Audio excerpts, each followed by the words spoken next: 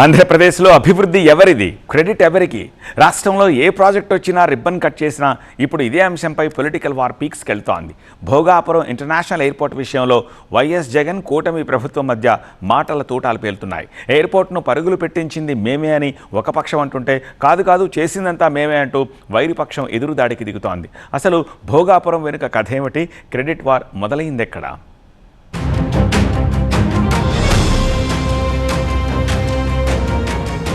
ఏపీలో ప్రతిష్టాత్మక ప్రాజెక్టులపై అధికార కూటమి, ప్రతిపక్ష వైసీపీ మధ్య క్రెడిట్ వార్ తారాస్థాయికి చేరింది. ఆగస్టు 1వ తేదీన భోగాపురం అంతర్జాతీయ విమానాశ్రయం ప్రారంభిస్తోన్న సందర్భంగా ఈ రెండు పార్టీల మధ్య మాటల యుద్ధం పీక్స్ కు వెళ్లింది. అభివృద్ధి మా హయాంలోనే జరిగిందంటూ మాజీ సీఎం వైఎస్ జగన్ పూర్తి డేటాతో ట్వీట్ చేస్తే దానికి మంత్రి నారా లోకేష్ సహా కూటమి నేతలు ఘాటుగా కౌంటర్లిస్తున్నారు. భోగాపురం క్రెడిట్ ఎవరిది అంటూ పెద్ద డేటానే షేర్ చేశారు వైఎస్ జగన్. తమ హయాంలోనే అంటే 2020లోనే జీఎంఆర్తో ఒప్పందం జరిగిందని గుర్తు చేశారు.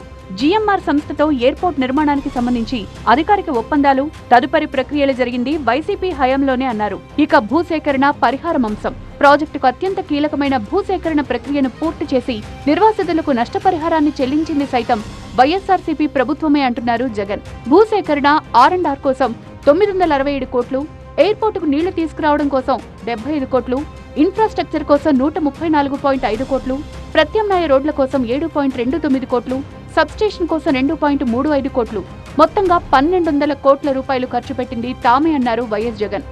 ఇవన్నీ పూర్తి చేశాం కాబట్టే, అన్ని అనుమతులు, అన్ని ఎన్ఓసీలు, అన్ని సౌకర్యాలు పూర్తి చేశాం కాబట్టే 2024 ఎన్నికల నాటికే విమానాశ్రయ రన్వే పనులను కీలక దశకు తీసుకురాగలిగాం. టెర్మినల్ నిర్మాణ పనులను కూడా వేగంగా ముందుకు తీసుకువెళ్లామన్నారు. విమానాశ్రయానికి అవసరమైన విద్యుత్, తాగునీరు సరఫరా వ్యవస్థలు, అంతర్గత రోడ్ల నిర్మాణానికి పునాది వేసి పనులు పరుగులు పెట్టించింది తామే అని చెప్పుకొచ్చారు. విశాఖపట్నం నుంచి విమానాశ్రయానికి వేగంగా చేరుకునేలా 77 మీటర్ల వెడల్పుతో 6,300 కోట్ల రూపాయల ఖర్చుతో 55 కిలోమీటర్ల 6 లేన్ల హైవే కోసం కేంద్రంపై ఒత్తిడి చేసింది, వాటిని మంజూరు చేయించింది తామే అన్నారు. ప్రాజెక్టు సాకారం కావడానికి కావలసిన అత్యంత కీలకమైన ఆర్థిక వనరుల సమీకరణ, విధి విధానాల రూపకల్పనంతా వైఎస్ఆర్సీపీ హయాంలోనే జరిగిందని, చంద్రబాబు కేవలం క్రెడిట్ చోరీ చేస్తున్నారని జగన్ వ్యంగ్యంగా విమర్శించారు. ఒకరికోసం మ్యూజిక్ చైర్స్ లాగా ఒక్కొక్కరికి ఒక్కో టైంకి ప్రారంభించేటువంటి అవకాశం కలుగుతుంది. అందువల్ల నేనే నిర్మించానంటే సరిపోతుందా? జగన్మోహన్ రెడ్డి గారి టైంలో ఎన్ని పనులు జరిగాయి భోగాపురానికి కానీ, లేకపోతే మన దీనికి కానీ, పోలవరం ప్రాజెక్టుకి కానీ. సరే, ఇవన్నీ చరిత్రలో చాలా స్పష్టంగా నిలిచిపోయేటటువంటి ప్రాజెక్టులు రెండు కూడా. దానిలో వైఎస్ఆర్ కాంగ్రెస్ పార్టీ పాత్ర గణనీయంగా ఉందనేది అందరికీ తెలుసు. సరే, ఆయన డబ్బా కొట్టుకుంటాడు. దీనికి కూటమి ప్రభుత్వం కూడా గట్టి కౌంటర్ ఇచ్చింది. ముఖ్యంగా మంత్రి నారా లోకేష్ సెటైర్లు వేశారు. మాజీ సీఎం వైఎస్ జగన్ కు CCD అంటే క్రెడిట్ చోరీ డిజార్డర్ అనే సరికొత్త వ్యాధి ఉందని ఎద్దేవా చేశారు. ఏ అభివృద్ధి జరగకపోయినా వేరే వాళ్లు లేదా గత ప్రభుత్వాలు కష్టపడి తెచ్చిన ప్రాజెక్టులకు కూడా తామే కారణమంటూ మైండ్ గేమ్ ఆడుతున్నారని మండిపడ్డారు. కొంతమంది కొన్ని రోగాలు ఉంటాయండి. ఆ సైకోకు ఒక రోగం ఉంది, దాని పేరే CCD.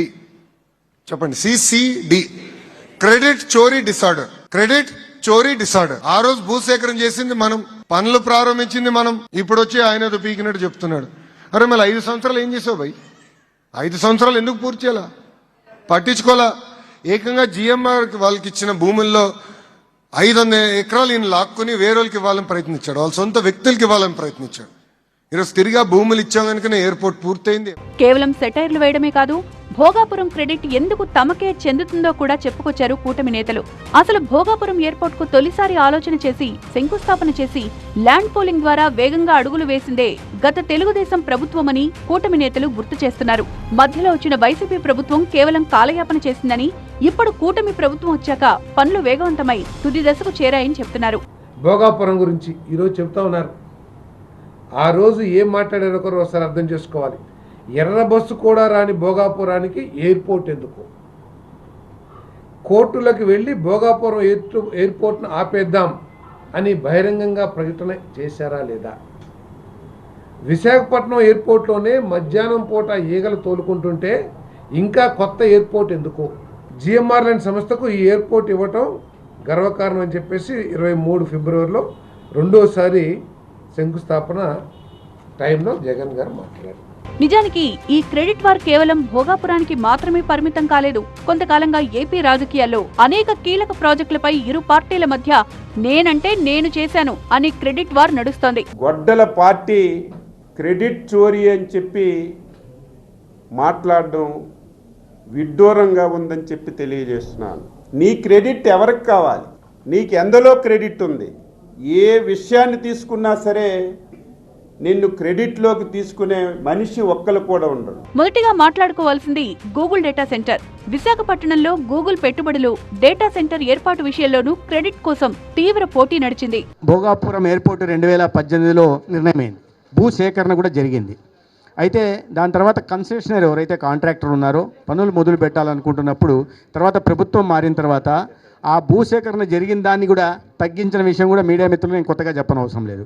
కాబట్టి ప్రధాన ఉద్దేశం ఆనాడు ఏంటంటే ఎయిర్పోర్టు రాకుండా చేయడమే ప్రధాన ఉద్దేశం, ఒకటి అర్థమైపోయింది.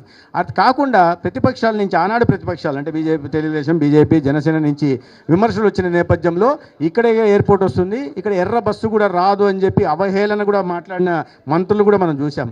కడప స్టీల్ ప్లాంట్ పైన ఇదే వార్. రాయలసీమలో ఉక్కు పరిశ్రమల ఏర్పాటు, భూమి పూజల విషయంలో గత ప్రస్తుత ప్రభుత్వాలు పరస్పర ఆరోపణలు గుప్పించుకున్నాయి. ఇక జొన్నగిరి గోల్డ్ ఫీల్డ్, దేశంలోనే తొలి ప్రైవేటు బంగారు గన్ల ప్రాజెక్టు క్రెడిట్ కూడా తమదే అని ఇరు వర్గాలు వాదించుకున్నాయి.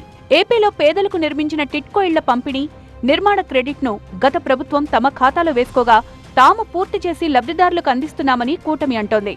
రాయలసీమలో solar, wind power, green hydrogen ప్రాజెక్టులకు సంబంధించి పెట్టుబడులను ఎవరు ఆకర్షించారనే దానిపై నిత్యం సోషల్ మీడియా వేదికగా మాటల యుద్ధం జరుగుతూనే ఉంది. మొత్తానికి ఏపీలో ఏ చిన్న ప్రాజెక్టు ప్రారంభమైనా అది పూర్తి కావడానికి ముందే లేదా ప్రారంభమైన వెంటనే ఇరు వర్గాలు క్రెడిట్ కోసం చేస్తున్న పోరు రాష్ట్ర రాజకీయాల్లో హాట్ టాపిక్ గా మారింది.